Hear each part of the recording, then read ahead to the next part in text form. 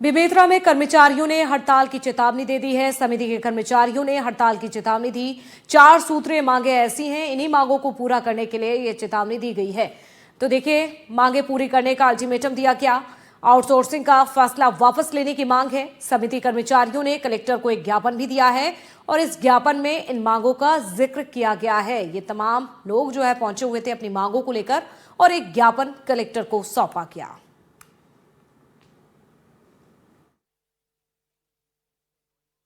छत्तीसगढ़ शासन की महत्वपूर्ण योजना धान खरीदी की शुरुआत 15 नवंबर से होगी, लेकिन उसके पहले सोसाइटी में काम करने वाले अधिकारी कर्मचारी अपनी 4 सूत्री मांगों को लेकर आज ज्ञापन दिए हैं।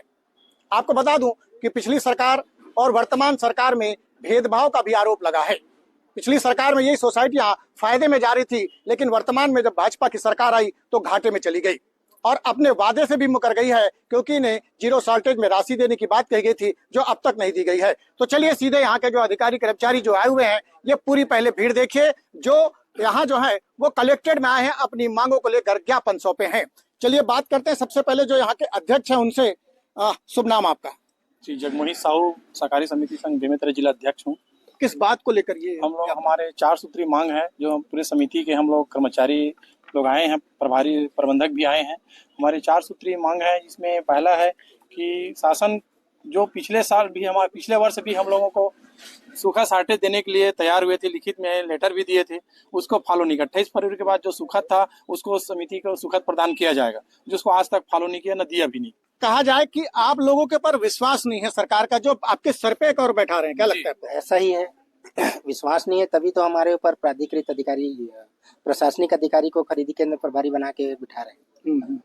मैं देख रहा था कि आप लोग कहते थे कि सोसाइटियां पहले फायदे में जाती थी, हमेशा जब से कई लोगों सुना मैं, क्यों घाटे में क्यों लगता है? क्या जानबूझकर सरकार पैसा नहीं दे रही? जो आपकी कमाई वास्तव में वो 0% की बात कही गई थी कि नहीं कही गई थी? 0% की बात पूर्व में कही गई थी। पूर्व में इनके भाजपा शासन काल के 1 वर्ष में मिला है, लेकिन पिछले साल की धान खरीदी नीति में जो 5 रुपए प्रति क्विंटल समितियों को और समिति के कर्मचारियों के लिए जो 0% आने पर जो प्रोत्साहन राशि मिलता था वो पिछले वर्ष बंद किया गया है।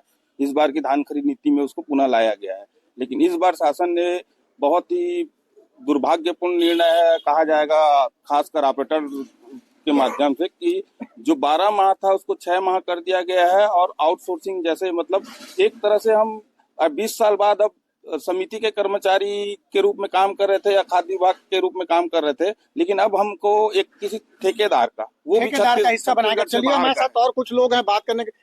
अगर ये नीति लागू होती है, जो चीजें आपने ज्ञापन दी है, आप लोगों ने जो इतना आगे कदम बढ़ाए, फिर आगे क्या निर्णय होगा? आज तो हम लोग ज्ञापन देने आए हैं बेमेतरा कलेक्ट्रेट में। 28 तारीख को संभाग स्तरीय हुंकार रैली के माध्यम से एक बार और चेतावनी देंगे। उसके बाद 3/11 से हम लोग अनिश्चितकालीन हड़ताल में बैठेंगे। अनिश्चित आप लोग के हड़ताल में जाने से किसान तो प्रभावित होंगे?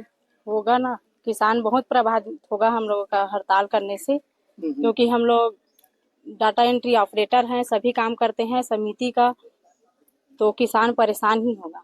किसान बिल्कुल। आपको बता दूं कि छत्तीसगढ़ शासन की महत्वपूर्ण योजना धान खरीदी, यानी छत्तीसगढ़ की कोई भी सरकार हो वो धान और किसान के नाम पर राजनीति करती है, लेकिन वास्तव में जो धान और किसान के सपने को साकार करते हैं ये जो सोसाइटी के कंप्यूटर ऑपरेटर, समिति प्रबंधक या जितने भी कर्मचारी, उनकी मांगों पर सरकार ध्यान नहीं दे रही है। इसलिए मजबूरन आज उन्होंने ज्ञापन दिया है, फिर आगे ये अनिश्चितकालीन हड़ताल पर जाएंगे और 15 नवंबर से धान खरीदी पर शायद ग्रहण भी लग सकता है।